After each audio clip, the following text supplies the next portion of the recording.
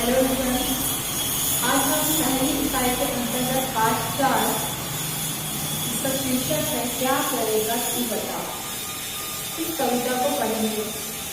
प्रस्तुत कविता के कवि डॉक्टर सुधाकर मिश्र जी है, या हम कह सकते हैं कि प्रस्तुत कविता जो है डॉक्टर सुधाकर मिश्र जी द्वारा लिखित है। आपका जन्म वर्ष 1939 को उत्तर प्रदेश के भदोही गांव में हुआ था। आपको कवित्व का गुण जो है वह विरासत में प्राप्त हुआ था। सुधाकर मिश्र जी का कवि मन गहरे तक पैठ बना चुकी सामाजिक समस्याओं को लेकर सदा आंदोलित होता रहा है। ये समस्याएं आपकी रचनाओं में स्थान पाती नहीं है। इसका अर्थ यह है कि मिश्र जी की कविताओं में हमें जो है सामाजिक समस्याओं, हमारा जो समाज है वहाँ पर उत्पन्न होने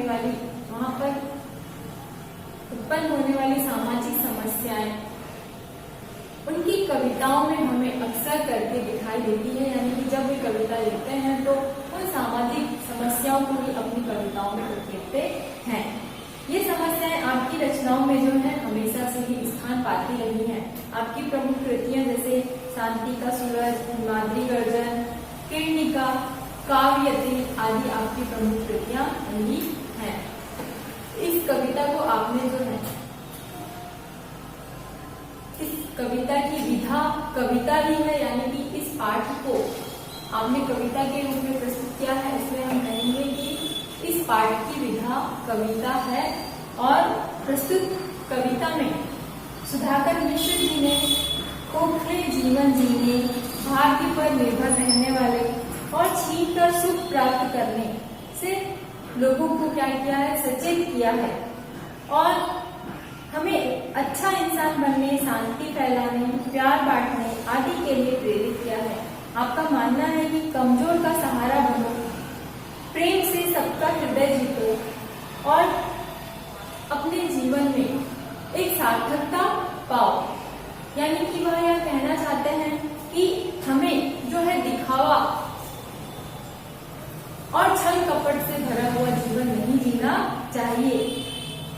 भाग्य पर निर्भर न रहते हुए कर्म करना चाहिए और जो दूसरों के सुख को छीनकर अपना जीवन यापन करते हैं वैसा जीवन हमें नहीं जीना है। इसके विपरीत हमें अच्छा इंसान बनना है, समाज में शांति फैलाना है, प्यार बांटना और जो कमजोर वर्ग है, जो निर्धन वर्ग है उसका सहारा बनना। इसके साथ साथ कि प्रेम से सबके हृदय में अपना स्थान बनाना, इस चीज के लिए उन्होंने प्रेरित किया है। सबसे पहले हम कविता को पढ़ते हैं। क्या करेगा तू बता, सबसे बड़ा धनवान बन, है अगर बनना तुझे कुछ आदमी इंसान बन। चल के चलता देख कर तुझको सहम जाए अचल, सिर झुकाना ही पड़े ऐसी न कोई चाल चल। कर्म का अपने हिंडोरा पीटना बेकार है, हाथ में लेकर तुला इतिहास जब तैयार है बुलाते मुक्त मन संसार के सारे चमन। सूल बनकर क्या करेगा तू अमन का फूल बन। सारहीनों को गगन छूना बहुत आसान है, सारवानों से धरा की गोद का सम्मान है। रत्न का अभिमान सागर में कभी पलटा नहीं, आंधियों से जो उड़े उनका पता चलता नहीं। बन अगर बनना तुझे है प्यार का हिमगिरी विरल, या किसी की गंध बन, या बन गया दरिया तरल। हाथ बन वह गर्व से जिसको निहारे राखियां, या कि बन कमजोर के संघर्ष की बैसाखियां। सीख मत बनना बड़ा तू खोखले आधार से, भाग्य से उपलब्ध वैभव या किसी अधिकार से। प्यार से जीत ले सबका हृदय विश्वास बन, मूर्ति वह सत्कर्म की धर्म की साकार बन। प्रस्तुत पंक्तियों के द्वारा हमें कवि यही समझाना चाहते हैं कि हमें जो है खोखले जीवन, भाग्य पर निर्भर न रहकर अपना कर्म करके अपने जीवन में सफल होना और दूसरों को जो है दुख न पहुंचाना, इसके विपरीत दूसरों के हृदय में अपने प्रेम का दीपक जलाना और दूसरों की मदद करना आदि सब चीजों के बारे में जो है हमें कवि बताते हैं।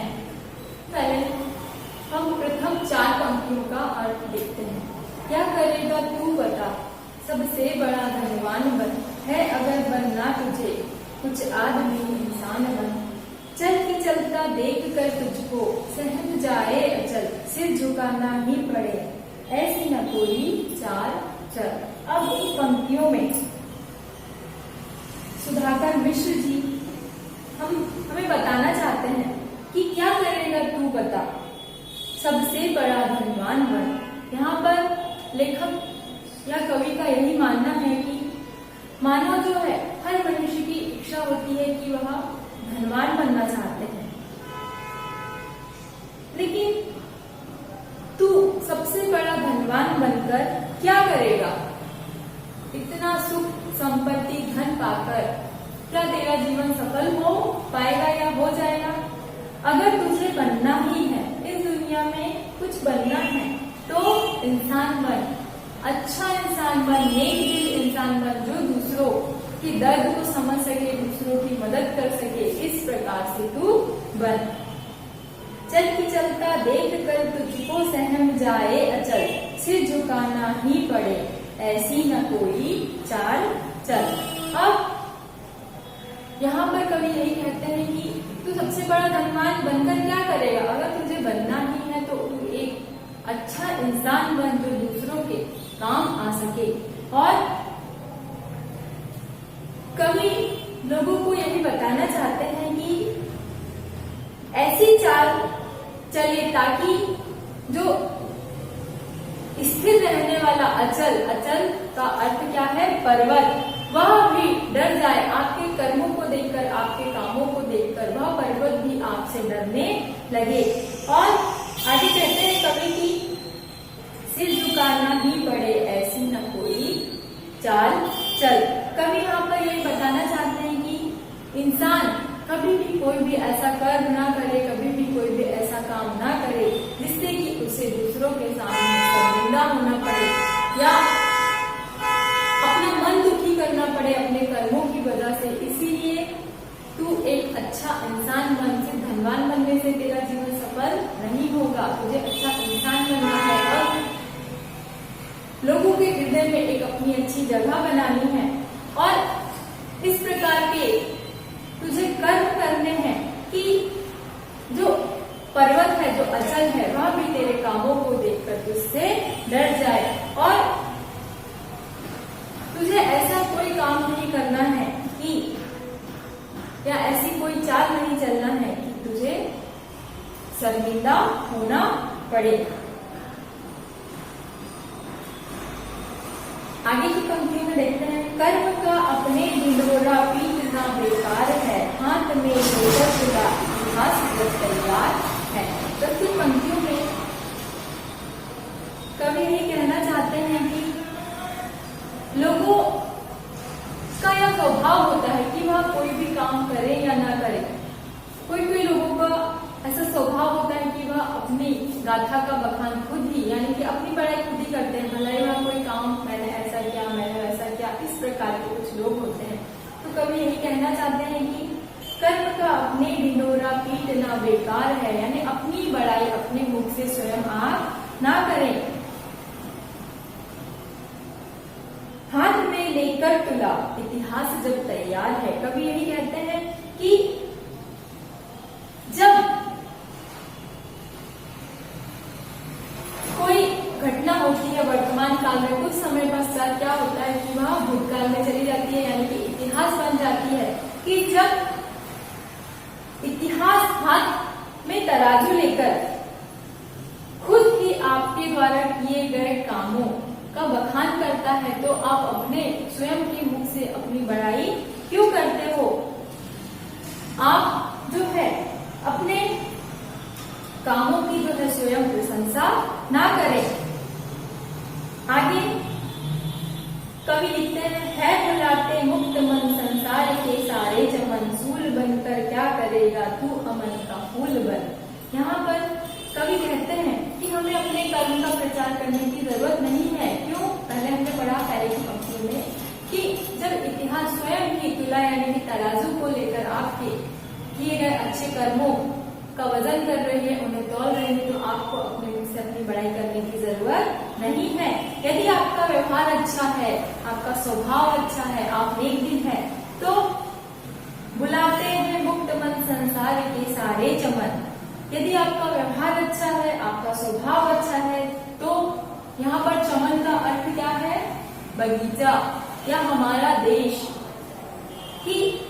तो संसार के सारे चमन आपका स्वागत जो है खुले मन से करेंगे। उन्हें किसी आपके द्वारा किए गए कामों को बताने की जरूरत नहीं पड़ेगी। सूल बनकर क्या करेगा तू अमन का फूल बन। सूल अर्थात कांटा। यहाँ पर कवि यही कहते हैं कि तू सूल यानी कि कांटा बनकर क्या करेगा? अगर तुझे बनना ही है तो अच्छा इंसान बन। तू अमन का फूल बन। अमन यानी कि शांति का फूल बन, जो एक दूसरे के काम आए, एक दूसरे के दुख सुख में उसका साथ दे। तो इस प्रकार का इंसान बन और अपने ही मुख से अपनी बड़ाई ना कर, क्योंकि अगर तेरे अच्छे कर्म रहेंगे तो तुझे वहां लोगों को बताने की जरूरत नहीं पड़ेगी। उसका जो बखान है वह अपने आप ही इतिहास करेगा। इसीलिए तू सिर्फ एक अच्छा और नेक दिल इंसान बन। सारहीनों को गगन छूना बहुत आसान है, सारवानों से धरा की गोद का सम्मान है। यहाँ पर कवि यही कहते हैं कि सारहीन का अर्थ क्या है? जिसके पास मतलब की कुछ बात नहीं होती। अब हम कह सकते हैं कि अगर कोई व्यक्ति कुछ करना ही नहीं चाहता अपने जीवन में, हम उसको कितना भी समझाएं, अगर उसके अंदर किसी काम को करने के लिए लगन नहीं है, चाह नहीं है, तो वह नहीं कर सकता।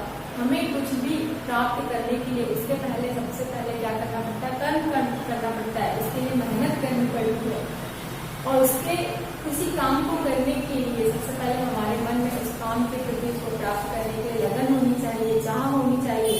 तो कवि यही कहते हैं कि सारहीन अर्थात जिसके पास मतलब कि कुछ बात ही नहीं होती, वे बड़ी बड़ी ऊंची बातें करते रहते हैं, हम ऐसा करेंगे, हम वैसा करेंगे, लेकिन कर्म नहीं करते हैं।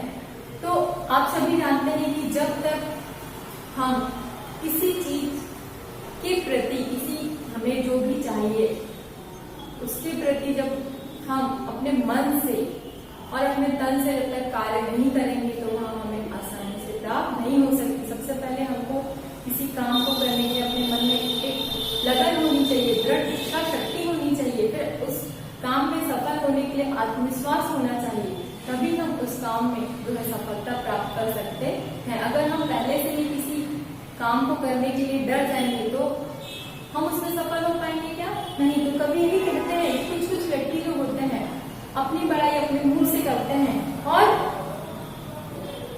काम कुछ नहीं करना चाहते, बस उनके पास बातें ही रहती है। सारहीनों को गगन छूना बहुत आसान है। यहाँ पर कवि भी कहते हैं कि जो बैठे बैठे बस बातें ही करते हैं, काम कुछ नहीं करते, उनके लिए तो उनकी बातें ही बहुत बड़ी है और उन बातों के माध्यम से भी वे न जाने क्या कुछ कह डालते हैं। और सारवानों से धरा की गोद का सम्मान है। आगे कवि यही कहते हैं कि जो सारवान व्यक्ति होते हैं, जो कर्म करने वाले होते हैं, जो सार्थक व्यक्ति होते हैं, धरा यानी कि हमारी धरती माता, उनसे ही हमारी धरा की गोद का सम्मान है। सार्थक व्यक्ति जो होते हैं, जो बातें करते हैं, एक तो वे बातें नहीं करते, अपना कर्म खुद कर डालते हैं और उन्हीं से हमारी जो धरती माता है उनकी गोद का सम्मान है। रत्न का अभिमान सागर में कभी पलता नहीं, आंधियों में जो उड़े उनका पता चलता नहीं। आप सभी जानते हैं कि जो समुद्र होता है वह जल से भरा होता है, उसके पास कई प्रकार के रत्न हैं, इसीलिए हम उसे क्या कहते हैं? रत्नाकर कहते हैं। किंतु कभी उसने अपने अंदर जो भरे हुए रत्न है उसका कभी उसने अभिमान नहीं किया। इसीलिए उसका जो स्वभाव है वह हमेशा से देना ही है। कभी उसने अपने अंदर जो रत्न है उसके लिए अभिमान नहीं किया है और आंधियों में जो उड़े उसका पता चलता नहीं। इसीलिए उसे सब जानते हैं और किस नाम से जानते हैं? रत्नाकर के नाम से जानते हैं।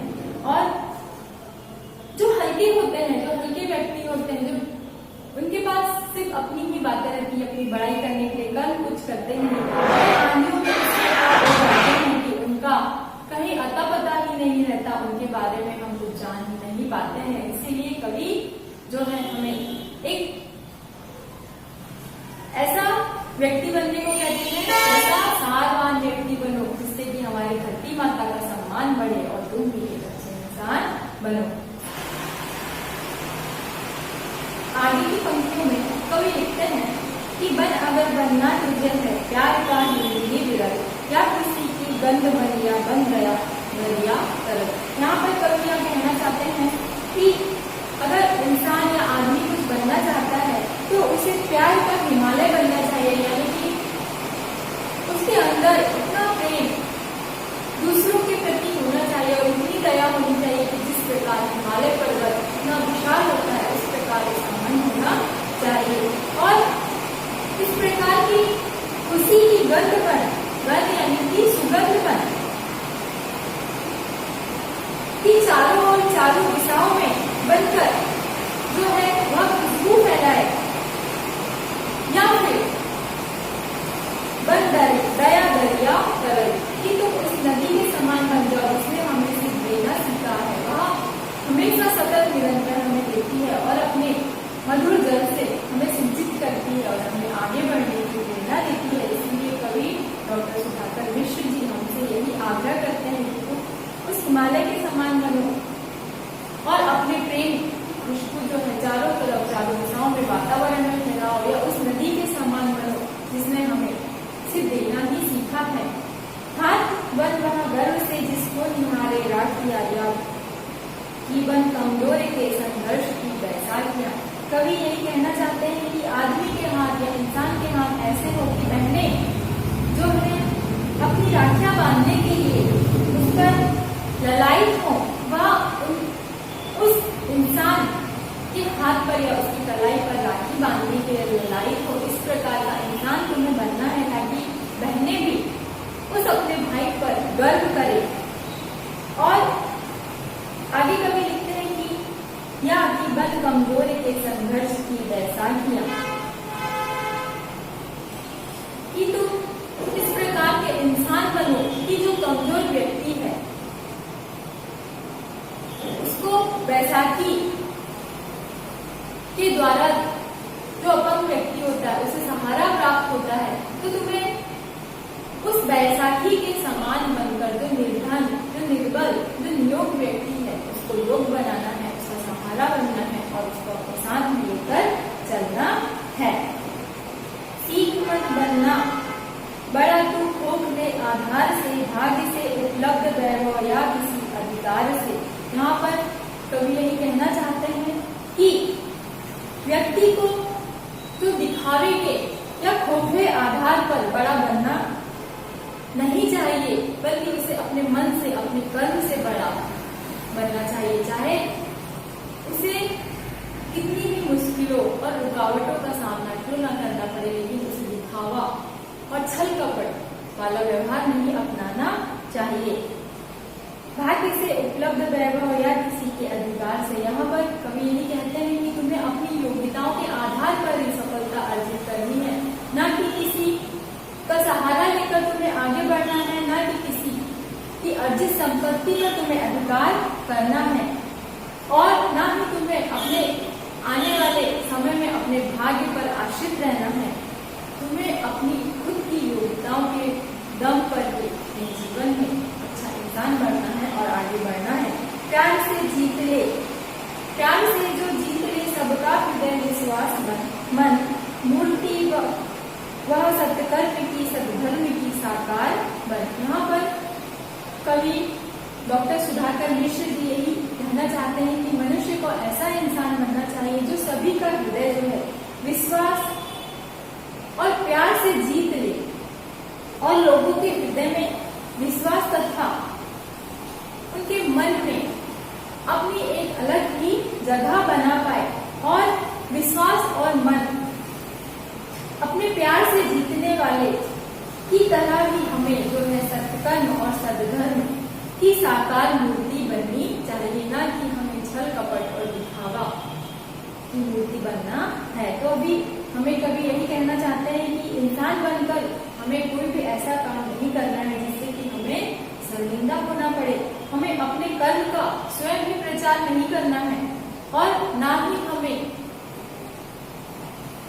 ऐसा कांटा बनना है कि जो दूसरों के जीवन में छुपे। हमें फूल बनकर चारों ओर चमन में अपनी खुशबू बिखेरनी है और हमें अपने पास जो ज्ञान है, जो वैभव है, जो सुख संपत्ति है, उस पर कभी भी अभिमान नहीं करना है और ना ही हमें हमारे पास जो संपत्ति है, जो अर्जित धन है, उसका अहंकार करना है। हमें दीन दुखियों की सेवा करनी है, असहायों की सहायता करनी है और इसके साथ साथ अपने जीवन में अग्रसर होना है और हमें सत्कर्म और सद्धर्म की ऐसी मूर्ति बननी है जिससे कि हम प्यार से सबके हृदय में अपनी एक अलग जगह बना पाए, उनके मन में अपने लिए विश्वास जगा पाए। तो प्रस्तुत पाठ के माध्यम से कवि हमें यही संदेश देते हैं कि हमें जो खोखले और दिखावटी पूर्ण जीवन है उसको त्याग कर हमें अपने कर्म पर भरोसा करना चाहिए और हमें ऐसा इंसान बनना है कि वह जो इंसान है चारों तरफ समाज में, वातावरण में शांति और खुशियां बांटे, ना कि लोगों के साथ जो है छल कपट वाला व्यवहार करे और इस प्रकार से समाज में सुख शांति का वातावरण बनाए रखने के लिए और एक अच्छा इंसान बनने के लिए कवि सभी मनुष्यों से डॉक्टर सुधाकर मिश्र जी यही कहना चाहते हैं। वह एक अच्छा इंसान बनने के लिए लोगों को क्या करते हैं, प्रेरित करते हैं अपने कर्म पर विश्वास रखकर, अपने आप पर विश्वास रखकर आपको अपने जीवन में आगे बढ़ना है और सफलता हासिल करनी है, ना कि किसी का दिल दुखाकर, ना कि दिखावट की जो दुनिया है उसमें डूबकर आपको दिखावा नहीं करना है। आपको अपने आप पर सबसे पहले भरोसा करना